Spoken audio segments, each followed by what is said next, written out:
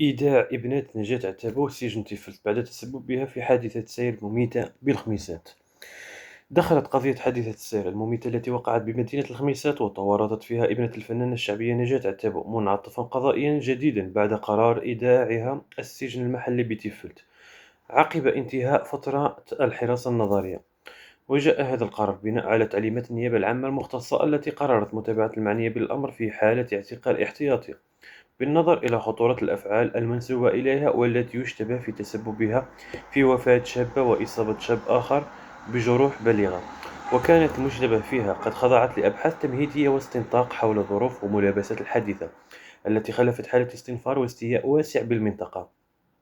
ومن المرتقب أن تحال القضية على أنظار المحكمة خلال الجلسات المقبلة في وقت تنتظر فيه الرأي العام مستجدات هذا الملف الذي ما يزال مفتوحا على جميع الاحتمالات القانونية وفق مجريات التحقيق.